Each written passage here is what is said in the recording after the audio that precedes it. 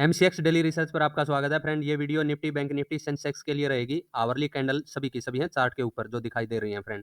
और weekly target की बात होगी, न्यूज़ क्या है, एफआईआई डीआई की पोजीशन क्या है, वो सभी डिस्कस कर लेते हैं फ्रेंड। पहले देखिए एफआईआई की पोजीशन की बात करें तो यहाँ पर जो एफआईआई की पोजीशन है ये डीआई की है, ये एफआईआई की है। तो ऊपर डीआई की, नीचे एफआईआई की, दोनों की दोनों नेट में क्या है, बाई में है, यानी पॉजिटिव है। तो दोनों ने पॉजिटिव यानी कि खरीदारी की है फ्रेंड, और मार्केट की दिशा इनके हिसाब से पॉजिटिव रहनी चाहिए। कैश के अंदर पॉजिटिव हैं ये लोग, ठीक है, खरीद के गए हैं। तो अभी चलते हैं, न्यूज़ क्या है। न्यूज़ में तो कंसर्न बना हुआ है फ्रेंड। देखिए अगर मैं न्यूज़ की बात करूं, यहाँ पर जो इंडिया और पाकिस्तान का ये कॉन्फ्लिक्ट हुआ है अभी, पुलवामा अटैक के कारण जो नेगेटिव सेंटिमेंट बने हैं, क्योंकि अटैक भी कर सकता है इंडिया पाकिस्तान के ऊपर, तो ये चीज़ मार्केट के लिए एक नेगेटिव है न्यूज़ के अंदर, बाकी सब पॉजिटिव है, ठीक है। तो चलते हैं, न्यूज़ बड़ी है लेकिन उसके बाद देखते हैं मार्केट चार्ट के ऊपर हमें क्या बताती है। तो चार्ट की तरफ बढ़ते हैं फ्रेंड। ये बैंक निफ्टी का चार्ट है, आवरली कैंडल है सभी की सभी। यहाँ पर कौन से लेवल रखें, गैप अप की सिचुएशन में क्या करना है, गैप डाउन की सिचुएशन में क्या करना है, फ्लैट ओपनिंग दे तो क्या करना है फ्रेंड। बैंक निफ्टी के लिए पहले बात कर लेते हैं। मानते हैं फ्लैट ओपनिंग मिलती है मंडे को हमें, तो उसके बाद कहाँ से बाई करें, कहाँ से सेल करें। सेल एक ही दिशा में, जो फ्राइडे का लो लगा हुआ है, यानी ये एमरजेंसी कैंडल है फ्रेंड, इसके नीचे से सेल में जा सकते हैं। कब जाना है, या इसके ब्रेक होते ही, या फिर यहाँ कम से कम मेरे अनुसार 5 मिनट की क्लोजिंग लें इसके नीचे, और दोबारा इसको घूम करके इस तरह से प्राइस ब्रेक करे 5 मिनट की कैंडल का, तो सेल साइड में जा सकते हैं। टारगेट बड़े रख सकते हैं नीचे, टारगेट फिर हम बड़े रख सकते हैं। वो टारगेट आपको देखिए लेवल यहाँ पर एक बन तो रहा है 53,850 के करीब का, 53,850 के करीब एक सपोर्ट दिखाई दे रही है। लेकिन टारगेट अगर ये सपोर्ट टूटती है तो बड़े हो सकते हैं फ्रेंड, वो जा सकते हैं 52,500 से 52,000 की तरफ, यानी कि इस जोन की तरफ आ सकते हैं, ठीक है। अभी मार्केट क्लोज है चमन 500 पर फ्लैट ओपनिंग के साथ। चमन 200 के नीचे निकलती है तो जो हमारे सेंटिमेंट रहेंगे नेगेटिव रहेंगे बैंक निफ्टी के लिए, और बड़े टारगेट की संभावना रखेंगे नीचे की साइड में कम से कम 2000 पॉइंट फ्रेंड, ठीक है।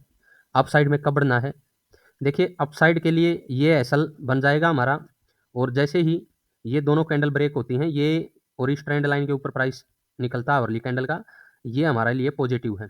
पहला टारगेट देखिए यहाँ पर 5500, 5500 इतना छोटा टारगेट क्यों दे रहा हूँ फ्रेंड, देखिए एक सीधी कैंडल इसके ऊपर निकलती है तो वहाँ तक जा करके वापस रिजेक्शन मार सकती है, तो इस चीज़ का भी आपको ध्यान रखना है। 5500 के ऊपर होल्ड होता है प्राइस तो कंटिन्यू हमें तेजी देखने को मिल सकती है, फिर प्राइस आपको 56,000 की तरफ भी बढ़ता हुआ नजर आ सकता है, जो कि 55,900 की तरफ का है।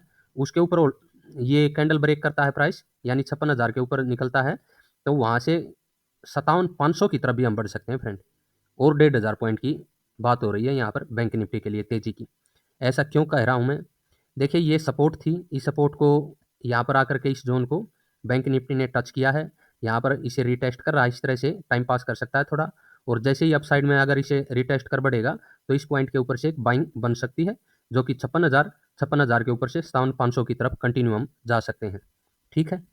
नेगेटिव खबर एक ही है जो युद्ध वाली है फ्रेंड, अगर अटैक होता है उसमें कुछ ऐसे वैसे रिजल्ट रहते हैं तो नेगेटिव सेंटीमेंट बन सकता है मार्केट के लिए, अदरवाइज सब पॉजिटिव है, ठीक है। अभी निफ्टी की बात करेंगे, बैंक निफ्टी हो गई हमारी नेगेटिव इसके नीचे, पॉजिटिव इन कैंडल के ऊपर, ट्रेंड लाइन के ऊपर 5500 के ऊपर, ठीक है। और कम से कम बड़े टारगेट हैं बाई साइड में भी और सेल साइड में भी, सेल साइड में भी मिनिमम 2-2,500 पॉइंट हैं। तो निफ्टी की बात कर लेते हैं यहाँ पर। निफ्टी में क्या इन कैंडल के ऊपर से बाई करना है या इसके नीचे से सेल करना है, देखिए अगर लो ब्रेक होता है तो अगला टारगेट 23,750, उसके नीचे प्राइस निकलता है तो 23,300 की तरफ निफ्टी का प्राइस गिर सकता है। ये निफ्टी की सेल साइड की बात हो गई फ्रेंड, अगर ये लो ब्रेक करता है मंडे को गैप डाउन के साथ सिचुएशन में, ठीक है। अगर इन कैंडल का आई ब्रेक हो तो क्या बाई कर लें, बाई बनेगी फ्रेंड कम से कम 24,200 के ऊपर प्राइस की क्लोजिंग लें 5 मिनट की कैंडल के अंदर, 24,200 के ऊपर 5 मिनट की कैंडल की क्लोजिंग मिले तो फ्रेंड अपसाइड में बढ़ना है, अदरवाइज मार्केट निफ्टी की ये मान के चलेंगे उसके नीचे नेगेटिव है, ये लो भी ब्रेक कर सकती है, ठीक है। जैसा मैंने 5500 की तरफ बैंक निफ्टी में बोला, तो निफ्टी में ये लो रहेगा फ्रेंड ब्रेक होना, और अपसाइड में 24,200 का प्राइस, 24,200 के ऊपर मार्केट पॉजिटिव रहेगी, 24,200 के ऊपर 24,500 की तरफ, 500 क्या मेरे को जो चार्ट पर दिखाई दे रहा है वो 24,750 तक के लगभग टारगेट दिखाई दे रहे हैं फ्रेंड अपसाइड में निफ्टी के, ठीक है। ये निफ्टी की बात हो गई हमारी मंडे के लिए और आने वाले वीक के लिए। अभी चलते हैं सेंसेक्स के चार्ट पर। ये सेंसेक्स का चार्ट है फ्रेंड। जैसा मैंने निफ्टी में बताया है आपको, ये पॉइंट लो के लिए सेल साइड का रहेगा, ये तो है ही। और यहाँ पर इसके भी ऊपर देखिए, ये जो कैंडल बनी हुई है और ये ग्रीन कैंडल अगर ब्रेक होती है तो मार्केट की ज़्यादा चांस रहेंगे कि इस लो को भी ब्रेक कर दे कहीं ना कहीं और डाउन साइड में जाए। फिर भी ये लो रखें, इसके नीचे 5 मिनट की क्लोजिंग लें, उसका प्राइस ब्रेक होने दें, तभी सेल साइड में आगे बढ़ सकते हैं न्यूज़ के हिसाब से। ठीक है। और अगर मैं बात करूं गैप अप गैप डाउन की यहाँ पर, तो अगर गैप डाउन हो तो ये सेम चीज़ रहेगी फ्रेंड, बैंक निफ्टी और निफ्टी के लिए भी उनमें भी सेम पैटर्न बना हुआ है कैंडल का। तो जो ये जोन है क्लोजिंग का ही मेन रेजिस्टेंस रहने वाला है।